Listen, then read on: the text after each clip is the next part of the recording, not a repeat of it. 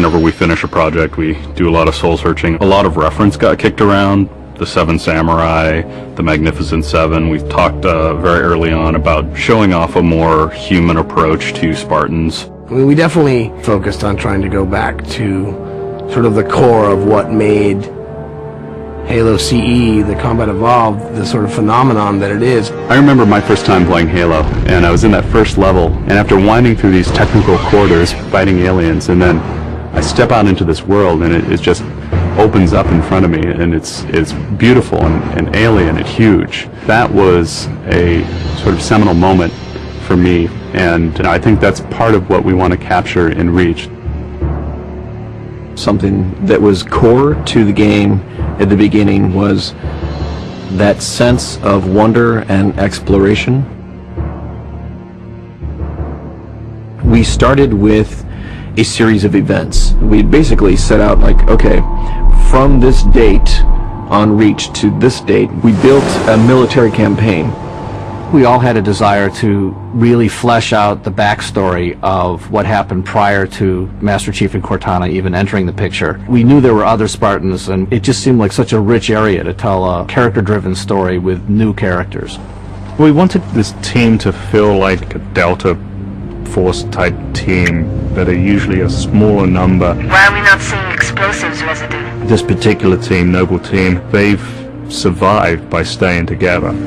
You're Noble 6, you're a replacement for a Spartan that's died.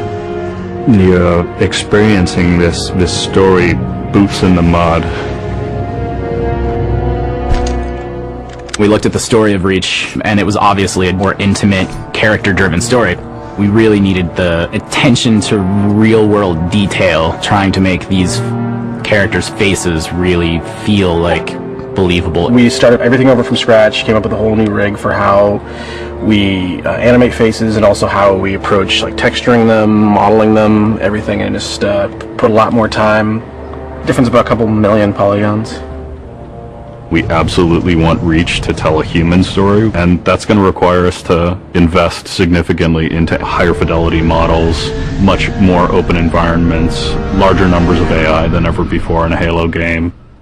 To pull off the vision for what we had for this game, we ended up gutting almost every part of the engine, retooling things to make it run faster, to make it run better, and look better. We had to throw out all of our technical systems. We had to then throw out the content that went with it because that content didn't represent the new ball we were going for. Copy that, on our way. Don't need command to tell me. Been all hers half my life. Let's shoot it. We've got a great team of guys, and they could take motion capture and they could make the poses way more dynamic, way more expressive. Those changes bring out the life, they bring out the style of our characters. We had probably 4 times the amount of polygons to play with this time around, which gave us a lot more freedom and creativity in what we wanted to achieve. When you look at total engineers that are actually putting code that are actually affecting this game, I mean, it's massive, 30 plus guys. It's crazy. When you shoot a rock face, you'll see sparks, rock chips, dust. In Halo 3, we had a maximum of 100 colliding particles. In Halo Reach, we have thousands. We've got much more customizable Spartans than we've ever had in the past. The number of polygons we can draw at one time has skyrocketed. It's changed the way we build things up close as well as out far.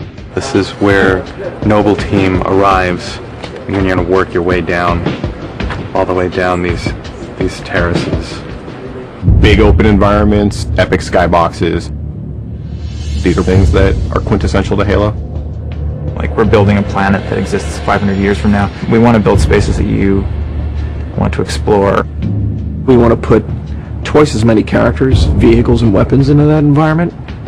That's going to require massive improvements to the way we handle our artificial intelligence in the game. We now can put so many AI in an encounter that you can put 4 Spartans, the player, 8 Marines against 30-ish Covenant, and that's an actual serious challenge.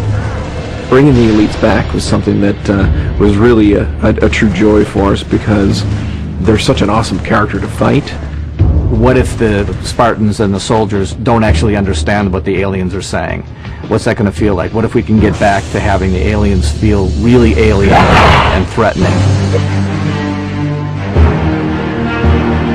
These people and this planet and this story deserves something new and different. Just a different underlying sense of tragedy, heroism. We're rebuilding everything from the ground up. You have to walk this very fine balance. We want to add new things, but we don't want to rough up anybody's baby. I mean, that's the whole thing about the crazy sausage that is Bungie's Halo Reach ODST universe, is that we've sort of developed this gameplay that every person sort of has the different things about it that they like, and I still think that we still struggle to figure out exactly what, you know, like what can we add or remove without pissing off certain people in the population. We looked at the Halo 3 assault rifle, and it really does feel kind of dated, and it fit the tech then, but now we have all of these new polygons to play with. We went to a lot of trouble to sort of ground the weapons and the vehicles more in this sort of more real, more gritty world.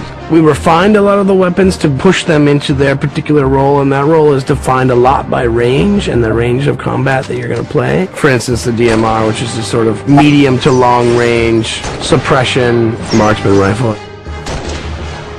It's going to be a sandbox game. It's not going to be a carefully scripted game where every movement of the AI is controlled by a mission designer. It's much broader than that. It allows the player to deal with encounters in their own specific way. There's definitely going to be offhand grenade throwing. There's definitely going to be vehicles.